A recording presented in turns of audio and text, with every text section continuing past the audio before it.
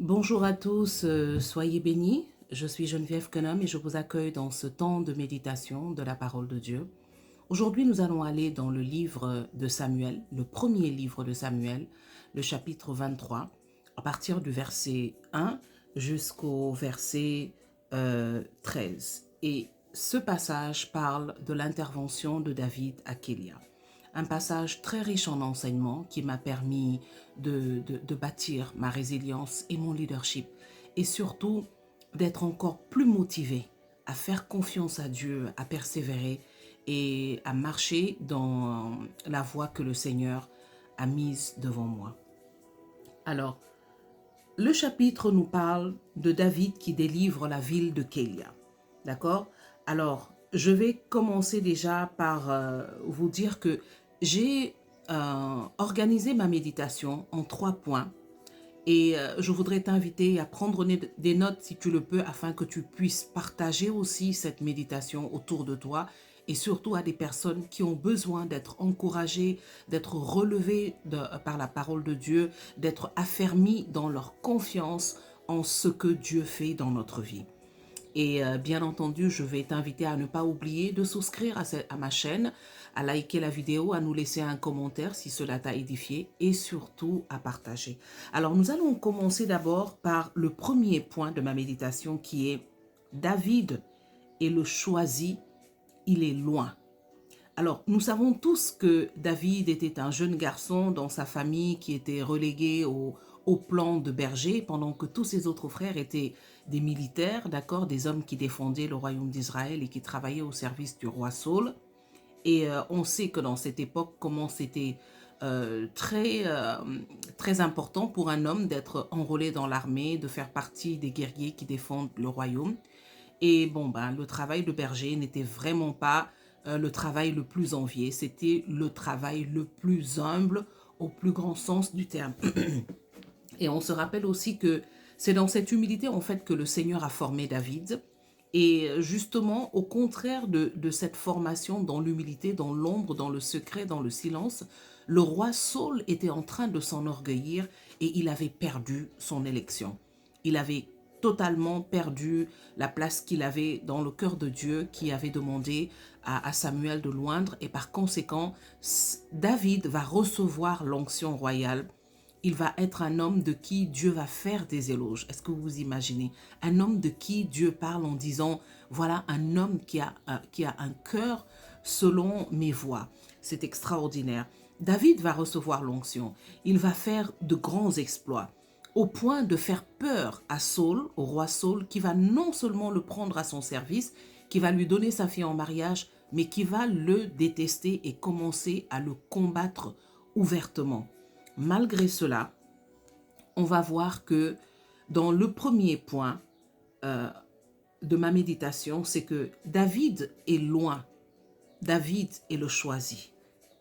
Mais lorsqu'on va lire ce passage du livre de Samuel, quand David délivre Kélia, la première chose que j'ai retenue, c'est que malgré que David soit loin et qu'il soit le choisi, cela ne l'a pas changé.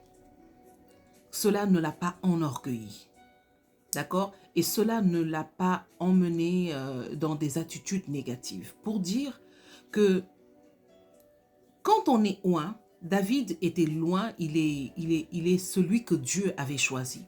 Lorsque on sait que la main de Dieu est avec nous, lorsqu'on se dit par exemple, nous sommes la personne qui adore le Seigneur, qui prie, qui essaye d'avoir une vie droite, qui suit le Seigneur, qui fait ce que le Seigneur lui plaît, on marche dans l'honnêteté, on fait ce qu'il faut. Lorsque l'onction de Dieu est visible dans notre vie, il y a une attente de nous-mêmes.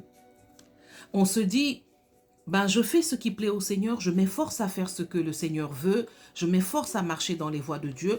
On est témoin tous les jours de nos propres sacrifices, de ce qu'on fait pour marcher avec Dieu. Quand David est le choisi et loin de Dieu, il y a une attente de sa part et une attente légitime. Il y a une espérance. On se dit, en marchant avec le Seigneur, en étant celui qu'il a choisi au milieu de tout, nous sommes les personnes qui faisons les efforts pour marcher selon ses voies. Il y a une attente, il y a une espérance légitime. Mais ce qu'il faut comprendre, c'est que malgré que David soit le choisi et qu'il soit loin, cela signifie simplement que l'onction étant sur lui, le choix de Dieu étant porté sur lui, cela n'a pas empêché les épreuves. Et quel type d'épreuve? La trahison, la duplicité, le mépris, d'accord? Et quoi d'autre?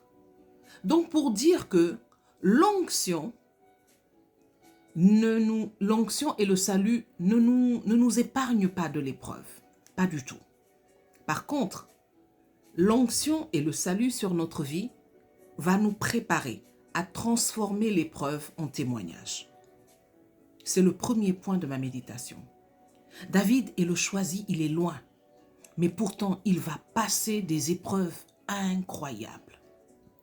Je ne sais pas ce que j'aurais fait à la place de David, sachant que le Seigneur m'a fait des promesses, sachant que le Seigneur m'a oint devant tout le monde, il m'a choisi, il a fait marcher avec moi sa faveur. On a vu Goliath tomber, on a vu le peuple le soulever. Comment est-ce que de telles épreuves pouvaient encore lui arriver? Mes amis, l'onction et le salut ne nous épargnent pas des épreuves sur terre. Et on peut avoir comme exemple David même, mais on peut aussi prendre comme exemple Abraham, qui avait reçu la promesse ferme de Dieu. Et pourtant, on sait les épreuves par lesquelles il est passé. On peut penser par exemple à Élie, le grand prophète par qui le Seigneur a fait des exploits. Et on sait les épreuves par lesquelles il est passé. On peut même parler des apôtres qui ont marché avec Jésus, qui ont reçu l'onction à la Pentecôte. Et pourtant, on sait ce qu'ils ont traversé. Et qu'en est-il de notre Seigneur Jésus? Lui-même, le Fils de Dieu, l'envoyé de Dieu. Alors, retenons cela. Et ne nous comportons pas vis-à-vis de Dieu comme si Dieu nous devait quelque chose parce que je suis celui qui marche avec toi, je suis celui qui te sert, je suis celui qui fait des sacrifices pour que ma vie te plaise. Et il y a tel et tel et tel problème dans ma vie. L'onction, le salut, ne nous épargne pas les épreuves sur terre, mais elle nous prépare à les transformer en un témoignage. Le deuxième point de ma méditation, toujours sur le premier livre de Samuel, au chapitre 23, la bataille à Kélia avec le roi David, du verset 1er au verset 13. Le deuxième point de ma méditation, c'est que David, malgré ses problèmes, va garder son cœur de lion qui a plu à Dieu. Allez, je vais redire ça. David, malgré ses difficultés et ses épreuves, va garder son cœur de lion qui a plu à Dieu. Alors, la réalité est que très souvent, on l'a dit, on le sait, la chair est faible. Et donc, lorsque nous traversons des épreuves, des situations très difficiles, il y a beaucoup de chances que nous laissions ces situations nous transformer, nous endurcir, nous changer négativement. Je vais vous faire une confession en toute sincérité. J'ai eu à traverser des situations dans ma vie et récemment, je vais dire les 4 dernières années, j'ai eu à traverser des situations si difficiles pour mon âme que je l'avoue, ces situations m'ont changé. Elles m'ont rendu amère, elles m'ont poussé à demeurer dans une sorte de récrimination, dans une sorte de déception, de constante, de regret. Je l'avoue sérieusement. Au point que le Seigneur, je suis sûre, a eu du travail pour me relever. Parce que malgré ma détresse, malgré ma grande déception, malgré les difficultés que je traversais, je continuais de crier à lui et de lui dire « Seigneur, je ne comprends pas, s'il te plaît. Arrange ces différentes difficultés qui sont sur ma route. Ou si c'est moi le problème, change ma perspective. Change ma perspective. » Et le Seigneur a commencé à travailler en moi par différentes étapes. Mais malheureusement, c'est ce qui arrive à beaucoup d'entre nous. Ce qui m'est arrivé, c'est-à-dire traverser des difficultés Et parfois, ces difficultés sont si intenses qu'elles nous transforment, elles nous changent, elles font de nous, même si c'est temporaire, elles font de nous d'autres personnes. Et puis, il arrive un moment où on se rend compte que, avec beaucoup de tristesse, parce que vous savez, la présence de Dieu, elle est là. L'alliance avec Dieu, elle ne se brise jamais. L'amour de Dieu, il est résistant, il reste toujours dans un coin de notre cœur. Et lorsqu'on se rend compte que quelque chose a changé, alors on est triste. Et on dit, Seigneur, je ne suis plus la personne que j'étais. Je sens que j'ai changé. Je sens que tu ne m'aimes plus comme avant. Alors là, le Seigneur va nous conduire dans un cheminement pour nous rappeler qu'il nous aime et qu'il nous aimera toujours. Mais par contre, il n'aime pas ce dans quoi nous sommes tombés. Et ça, c'est la partie du cheminement merveilleux, parce que dans le relèvement, on réapprend à redécouvrir la beauté de la marche avec Dieu. On réapprend la beauté, la satisfaction intérieure de faire le cheminement, cette ascèse de la croissance personnelle et spirituelle. Alors, David va garder son cœur de lion. Et Dieu, il va aimer David, il a toujours aimé David, il a choisi David à cause de cela. Parce qu'il sait que David a un cœur de lion. Parce qu'il sait que David, malgré les épreuves, il peut parfois tomber, il peut pleurer. Mais son amour pour Dieu, son amour pour ses frères, son amour pour le monde est inchangeable. Et je sais que toi qui m'écoutes en ce moment, tu fais certainement partie de ces personnes. Alors ne te décourage pas parce que en chemin, tu as rencontré des difficultés et que ces difficultés t'ont rendu amer, t'ont fait tomber dans la récrimination, dans la colère, même dans la haine. Tu peux te relever. Parce que tu sens cette tristesse que tu ressens au fond de toi, en vérité, c'est la présence de Dieu. Cette tristesse que tu ressens au fond de toi, en vérité, c'est le reste de l'alliance avec le Seigneur, qui continue de crier, qui continue d'appeler et de te dire relève-toi, relève-toi, ne reste pas dans cette prison de la haine, ne reste pas dans cette prison de la tristesse, de la déception. Relève-toi. C'est le cœur de lion. Et Dieu t'aime pour ça. Dieu a aimé David pour ça. Et voilà ce que David va faire à cause de son cœur de lion. Il va voir et il va entendre que la ville de Kélia est en difficulté. Il va voir que les Philistins, une armée féroce, sont sur le point d'aller raser Kélia. Hommes, femmes, enfants et tout ce qui s'y trouve. David est dans les environs. Il entend cela. Il voit. Il ne voit pas « Ah, j'ai trop de problèmes » comme ça a été la crainte de ces hommes à un moment donné. Ils ont dit, mais on a des difficultés là où nous sommes ici.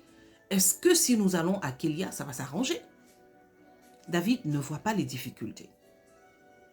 David ne voit pas ses problèmes. À partir de cet instant, son cœur de lion se lève. Ce qu'il voit, c'est une ville en danger, qui n'a personne pour les défendre. Ce qu'il voit, ce sont des hommes, des femmes, des enfants. Ce qu'il voit, ce sont des vies. Et ce qu'il voit, c'est sa capacité, son potentiel, la grâce de Dieu sur sa vie, la confiance dans ce Dieu qu'il invoque pour changer cette situation. Alors à partir de ce moment, ses problèmes tombent et le cœur de lion, le roi David, se réveille. Mon frère, ma sœur, par notre baptême, nous sommes devenus des prophètes, des prêtres et des rois. Il y a cette onction indélébile en nous qu'aucun problème ne doit jamais détruire ou enlever. Quelle que soit notre faiblesse, Dieu a la capacité de se manifester dans notre faiblesse et de faire voir sa gloire. Et c'est ce qui va se passer. Dans ce deuxième point de ma méditation, on va voir que David va se lever et il va aller secourir les hommes de Kélia. Écoutons ce passage. On vint prévenir David que les Philistins avaient attaqué la ville de Kélia et qu'ils pillaient plutôt les céréales et les airs. David consulta l'Éternel pour savoir s'il devait aller attaquer les Philistins et s'il les vaincrait. L'Éternel lui répondit, « Tu battras les Philistins et tu délivreras Kélia. » Le Seigneur est d'accord avec son projet. Mais les hommes de David répondirent, « Déjà ici, dans le territoire de Juda, nous vivons constamment dans la crainte. Qu'est-ce que ce sera si nous allons à Kélia? Nous battre contre les bataillons des Philistins. » David consulta une nouvelle fois l'Éternel qui lui répondit, « Mets-toi en route, va à Kélia, car je te donne la victoire sur les Philistins. » David marcha donc avec ses hommes sur Kélia et attaquèrent les Philistins. Ils s'emparèrent de leurs troupeaux et leur infligèrent une lourde défaite. Ainsi, David délivra les habitants de Kélia. David délivra les habitants de Kélia. Alors, je me suis demandé, mais pourquoi David, lorsque les hommes ont parlé, il a consulté une deuxième fois l'Éternel? Et je me dis, c'est son cœur de lion. Il peut se lever une fois, dire au Seigneur, « Seigneur, est-ce que je peux attaquer la ville de Kélia ?» Le Seigneur lui dit, « Vas-y » et il y va directement. Mais les hommes lui disent, « Nous sommes en danger déjà ici, dans la région de Juda. Qu'est-ce que ce sera si on va à Kélia ?» Et David dit, « Seigneur, est-ce que je vais y aller ?» Et le Seigneur lui dit, « Vas-y, je te donne la victoire. » Pourquoi? Parce que David est soucieux de ces hommes qui ont grandi à le suivre. La Bible nous dit dans le chapitre, à partir du chapitre 22, que lorsque David va se résoudre à fuir et qu'il va partir, ses frères vont l'entendre et vont le suivre. Et 400 hommes vont le suivre et vont constituer en fait son armée. Et on dit que ces hommes, c'était des gens qui avaient des dettes, qui avaient des problèmes, qui étaient rejetés. C'est-à-dire, ce sont, on va les appeler un peu des renégats. Ils vont se mobiliser. 400 hommes, avec leurs difficultés, vont suivre David. Mais dans le chapitre 23, on nous dit ici, 600 hommes. David se leva avec 600 hommes. Alors, je suppose que non seulement il y avait ces 400 hommes qui le suivaient, mais il y avait aussi les hommes de Kélia. Il y avait certainement d'autres hommes qui ont entendu que David se levait et à cause de la noblesse de la cause l'ont suivi. Un véritable leader. Et il va battre Kélia, parce qu'il va battre du moins les Philistins pour délivrer la ville de Kélia, parce que le Seigneur lui a donné le go et parce qu'il marchait avec la grâce du Seigneur. Le troisième et dernier point de ma méditation est l'un des plus importants. Ce point dit, Dieu approuve la mission, Dieu permet l'épreuve et Dieu couronne la persévérance et la confiance de David. Ce même Dieu qui approuve la mission de David en disant à 2 reprises « Vas-y, je te donne la victoire », c'est ce même Dieu qui va permettre l'épreuve, qui est au courant de l'épreuve. C'est la partie qui me bat le plus. J'ai lu ce passage et j'ai médité là-dessus il y a peut-être des années de ça. Et ce passage m'a toujours touché d'une manière particulière, au point que j'ai retenu ce nom, le nom de cette ville, Kélia. Kéila, du moins. J'ai retenu le nom de cette ville parce que pour moi, Kéila, c'est vraiment un lieu, un synonyme de quelque chose de particulier dans une marche avec le Seigneur. David consulte le Seigneur et ce même Dieu, c'est lui qui approuve la mission de David et qui lui dit « Vas-y ». Mais c'est ce même Dieu qui, lorsque David aura sauvé la ville, le troupeau et tout le reste et qui va se réjouir avec les hommes, quand David va lui dire « On m'a informé que Saul est au courant que je suis ici. Dites-moi, comment Saul a su que David est à Kélia ?» Mes amis, nous sommes entourés d'ennemis invisibles. Nous sommes entourés de personnes parfois qui, même lorsque nous leur faisons du bien, sont ceux qui, par leur manque de sagesse, parfois, peuvent nous exposer. Que Dieu nous en préserve. Et que sa grâce nous accompagne, nous donne le discernement pour pouvoir nous éloigner de ces personnes. David apprend que Saul est à Kélia et qu'il a infligé une défaite aux Philistins. Ça peut être les Philistins qui ont dit ça à Saul, ce qui m'étonnerait, parce qu'ils étaient les ennemis d'Israël. Kéila Keïla. Quels sont ces hommes qui sont venus avec lui? Qui est allé dire à Saul que David était à Keïla? Alors, la crainte reprend. Celui qui venait de battre les Philistins, une armée féroce. Et il demande au Seigneur, est-ce que véritablement Saul va me trouver? Et le Seigneur lui dit oui. Il se lève pour venir te trouver, il viendra te trouver. Imaginez-vous, moi j'aurais dit, non mais Seigneur, tu me dis ça comme ça, tu fais rien? Et je suis sûre que peut-être certains d'entre nous auraient dit la même chose. Mais mieux, David demande au Seigneur, est-ce que les leaders de Keïla vont me livrer?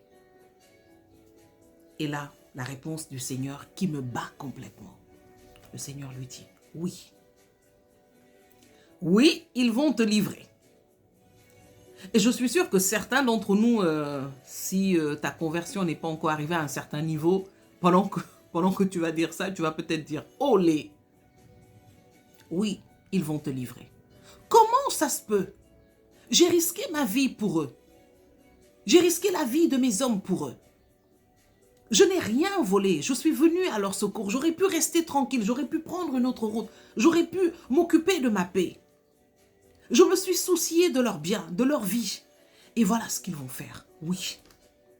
Dieu, où es-tu? Que fais-tu? Comment peux-tu voir cela?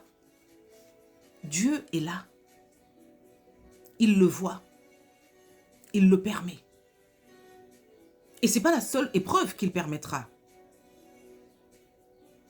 Ce n'est pas la seule épreuve qu'il permettra. Ce chapitre est riche en enseignements. Seul on le lit et seul on comprend des choses que seul l'Esprit de Dieu peut enseigner à un cœur disposé. David se lève avec ses hommes et ils vont encore prendre la fuite. Lui, loin de Dieu, le choisi de Dieu, lui le capitaine d'une grande armée. Ce n'est pas tout. Les hommes vont le suivre sans récriminer. Parce que David manifeste un véritable leadership.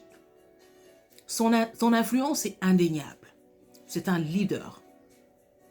Et on le suit facilement. Parce qu'il inspire la loyauté. Il inspire la résilience. Il inspire la confiance en un Dieu qu'il a toujours adoré, chanté, loué même dans les difficultés. Qui ne ferait pas confiance à un leader comme ça? Qui gagne toutes les batailles qu'il livre, mais qui n'a pas peur de continuer à suivre le chemin que le Seigneur lui a mis, qui a tracé devant lui, même si ce chemin doit passer par d'abord la fuite. Parfois, nous traversons des épreuves et nous nous disons, je ne mérite pas ça, c'est pas normal.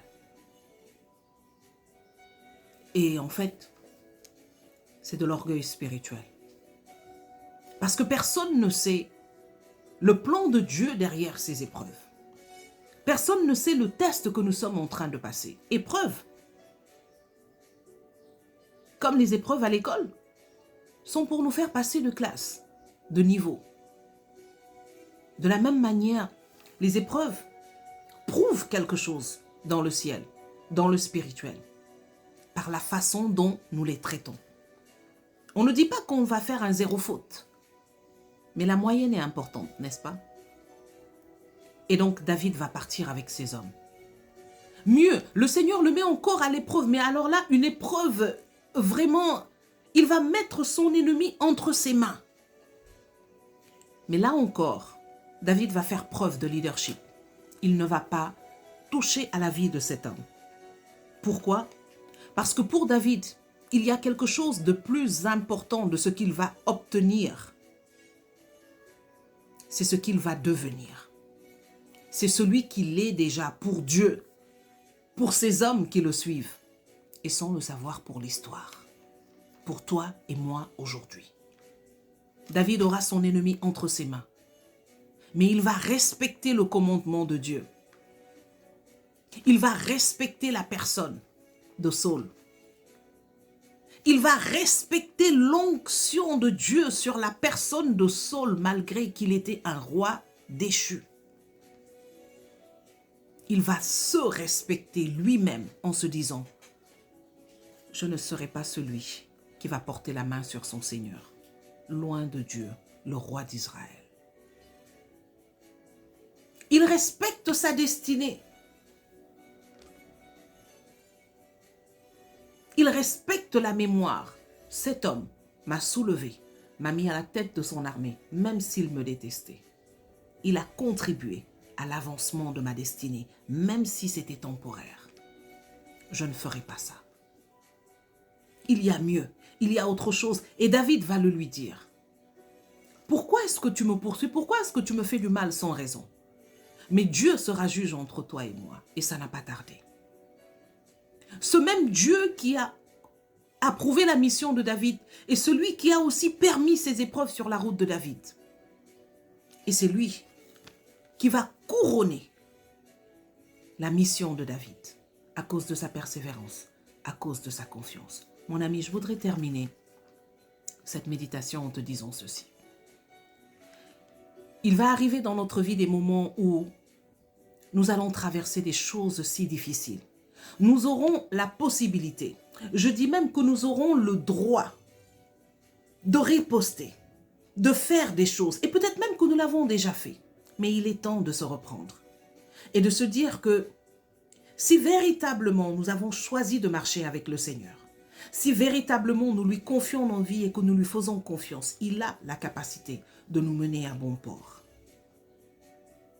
Et il mérite que nous lui fassions confiance pour le reste de la route.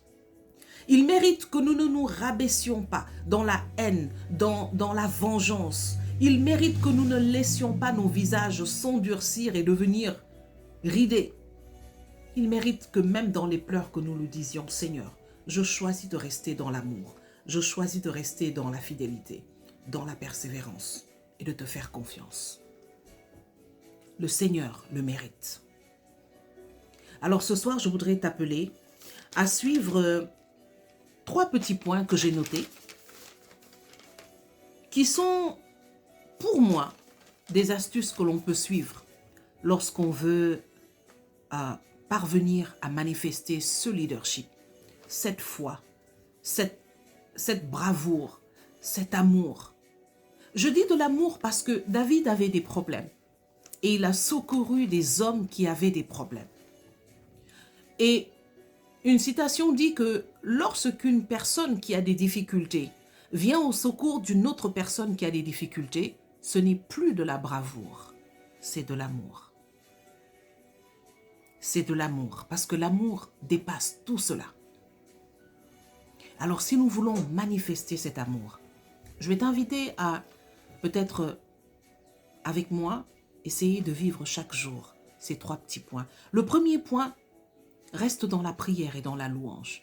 Ne laisse aucune situation te voler cette joie et cette communion avec ton Seigneur. Le deuxième point, c'est entoure-toi d'une communauté saine. David est parvenu à tout cela parce qu'il n'était pas seul. Il avait des hommes qui lui faisaient confiance, qui le motivaient. Le troisième point, c'est bâtis ton leadership personnel. Et ça va passer par l'investissement dans ta croissance personnelle et spirituelle. Ça va passer par ton self-leadership. Et je vais ajouter 2 autres points. Le 4e, ce sera délaisse la récrimination autant que tu peux. Ça te rendra amer et ça ne t'avancera pas. Et pour terminer, le 5e point, avance, avance, avance. Ne laisse aucune situation t'empêcher de parvenir au couronnement de ce pourquoi Dieu t'a appelé. Celui qui a commencé cette bonne œuvre en toi est fidèle. Celui qui a commencé cette bonne œuvre en nous est fidèle. Et c'est lui qui l'amènera à son accomplissement.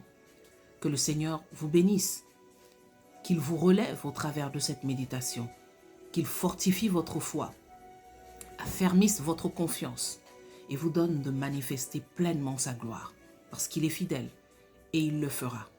Et je sais que vous pouvez aussi y arriver. Que le Seigneur vous bénisse et à très bientôt dans une autre méditation.